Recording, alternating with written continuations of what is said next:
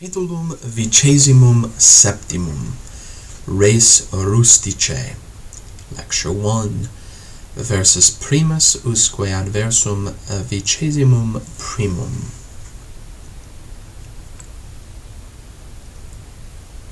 Quid agit pater familias post meridiem?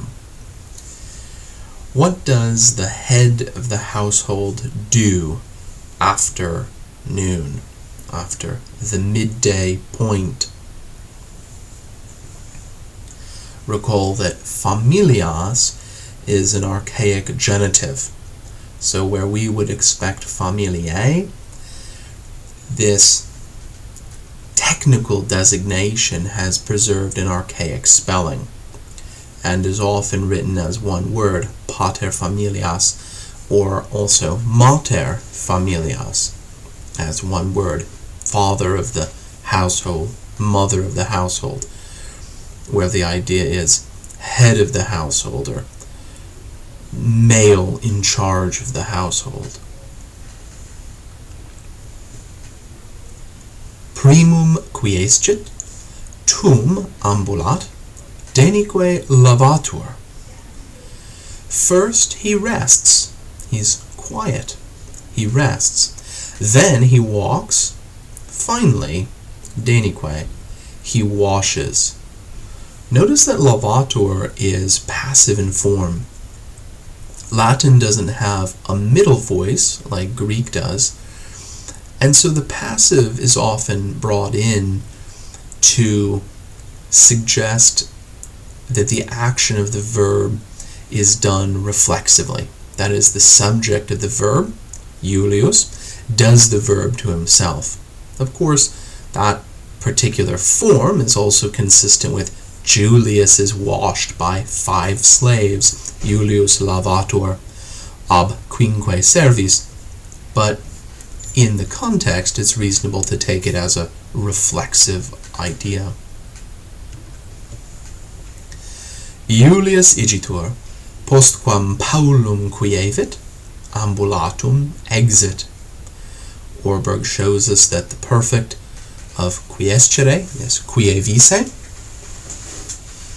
So Julius, after he has rested for a bit, for a little while, an accusative of duration there, or an adverbial idea, he has rested a little bit, goes out to walk.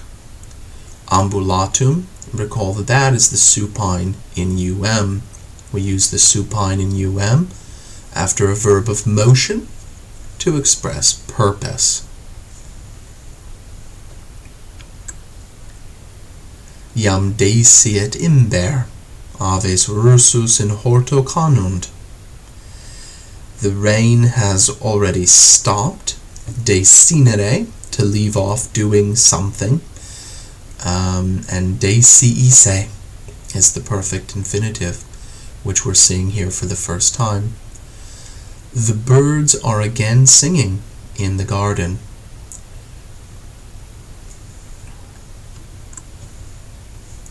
Dominus huc illuc in horto suo amuendo ambulat, deinde exit in agros, qui hortum cingunt. The master walks hither and thither in his beautiful garden. Amuenus aum, a new adjective introduced in this chapter as a synonym for pulcher, but it's a particularly apt word for vistas or views or physical landscape features. So we wouldn't necessarily talk about, say, an amuena femina, though we do say pulchra femina. Amuenus hortus Julio est. Then he goes out into the fields, in plus the accusative, the verb of motion, which gird, surround, which are around the garden. Cingulum, cinguli is a neuter noun for belt, cingunt a verb, to belt something, that is, to go around something. In agris frumentum crescit, vere et estate. In the fields, grain grows in springtime and in summertime.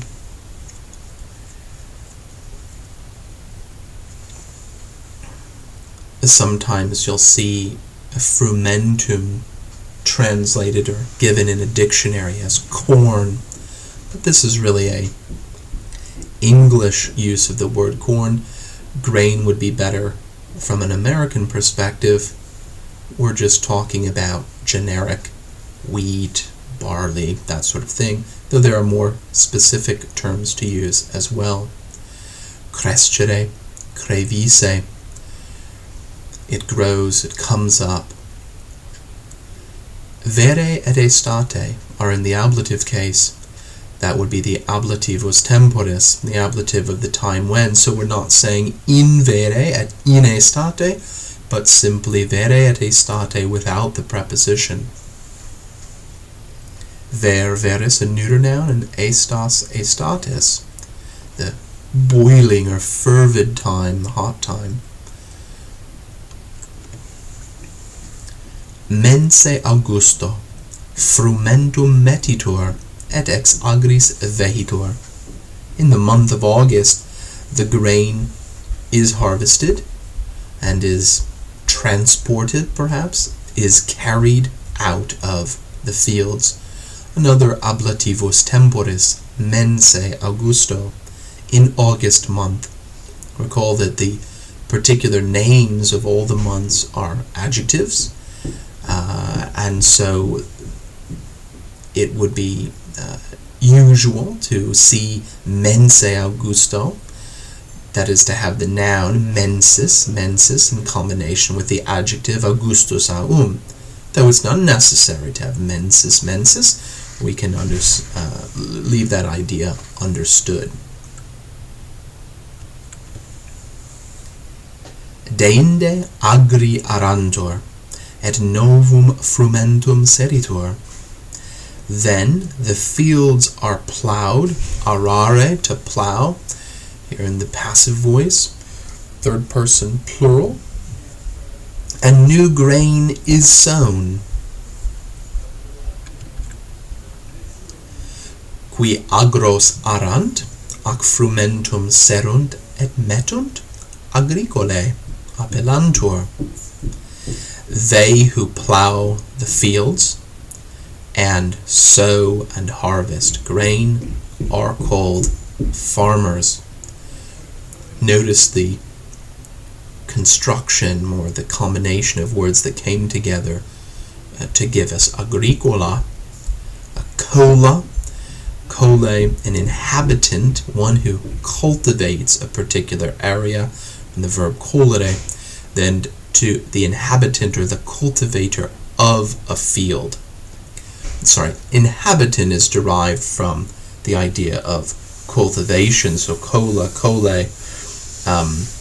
If you live in a place, then you have to plow the fields and sow grain and harvest it. And thus, those two terms come to overlap in Latin.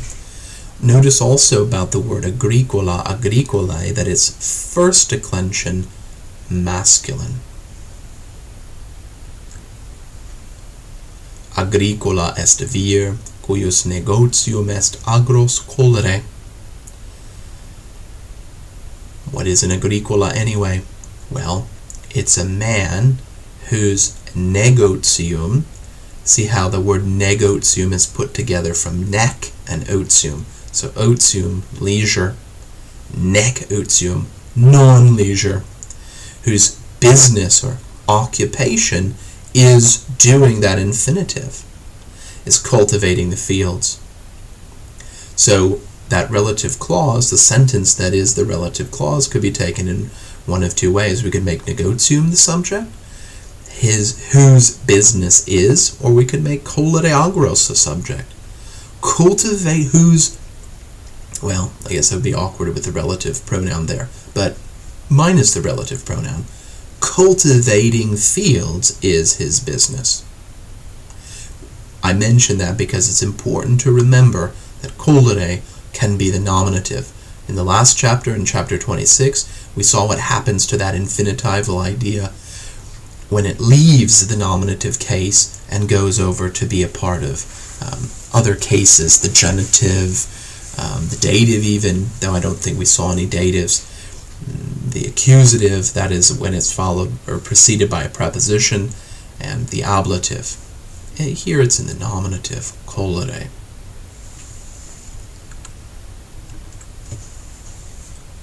Agricola arans post aratrum ambulat. A plowing farmer walks behind the plow. That is a farmer who is plowing. Arans, present participle from arare, a verb we saw a few moments ago. Aratrum est instrumentum quo agri arantur. The plow is a tool, an instrument, a tool with which the fields are plowed. Ablative of means there that introduces that relative clause. Arator duos validos boves, qui aratrum trahunt praese agit. The plowman drives in front of himself, agit praese. Pray, a new preposition here, takes the ablative case. That drives, agere, also a new sense for agere that we haven't seen before. I think previously we've seen for agere its use as a intransitive, just to do something or other. Here it's transitive, and the direct object is duos validos boves. The plowman drives two strong head of cattle, bos bovis, ox, bull, cow, some bovine animal. So the plowman drives two strong, let's say, oxen in front of himself. Praise. Well, what about these bovine animals? Well, qui aratrum trahunt, who drag or pull the plow. Quomodo frumentum seritur. How is grain sown? Agricola semen manu sparget. The farmer scatters, sprinkles the seed with his hand. Ablative of means. Ex parvis seminibus, quae in agros sparsa sunt, frumentum crescit. Grain grows from little seeds which were sown, but which were sprinkled or were scattered into the fields. It's not the verb sedere, to sow here, but spargere, to sprinkle or scatter. Sparsa sunt, perfect tense, so we can say which were scattered, which have been scattered. Not here which are scattered, because that will sound in English too much like which are being scattered right now. Though it is true that they are now in a scattered state, no longer being scattered, but there the action is over and done. Perfecto. In plus the accusative, because the Romans are hearing some motion in that verb spargere, to throw it into, to scatter it or sprinkle it into the fields. Mense Augusto frumentum maturum est. In the month of August, the grain is ripe. You can see where our English word mature is coming from. The grain is ripe. It's ready to be plucked, to be harvested. Ablative of time when with mense Augusto.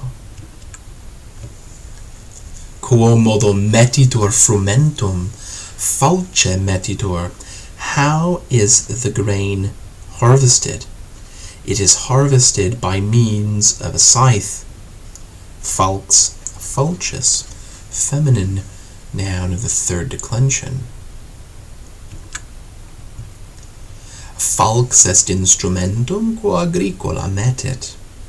A scythe is a tool by which, quo in the neuter because of instrumentum, by which the farmer harvests. Quo instrumento sedet agricola.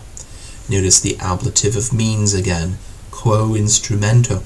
With which, by means of which tool does the farmer sow? Qui sedet nullo instrumento utitur praeter manum. He who sows uses no tool beyond except for his hand. Uti, usum esse, a verb that we're seeing here for the first time, is a deponent verb. There's something else that's peculiar about it, and that is the fact that it takes an ablative object. You can think of it by analogy with the ablative of means. There are 5 verbs like this: ab utor, fruor, fungor, potior, and vescor. Some of those more common than others, but uti, usum esse is extremely common, and also in compounds. So it's one to watch out for. And again, nullo instrumento is the ablative case. The ablative case. Qui arat, aratro utitur. He who plows uses a plow. Qui metit, falce utitur. He who harvests uses a scythe. Qui sedet, manu sua utitur. He who sows uses his own hand. See how the possessive adjective has been introduced to add particular emphasis. Of course, it's his own plow, perhaps, presumably, unless it's his neighbor's, and his own scythe, but his own hand, the suosaum here too, It's not some other tool, but some part of his very body. So that's the end of Lecture 1 of Chapter 27. Chapter 27 is very exciting because we meet the subjunctive mood of the verb for the very first time. We don't, however, see any subjunctives until Lectio Secunda of Chapter 27. So we'll talk about that subjunctive mood as we get to it.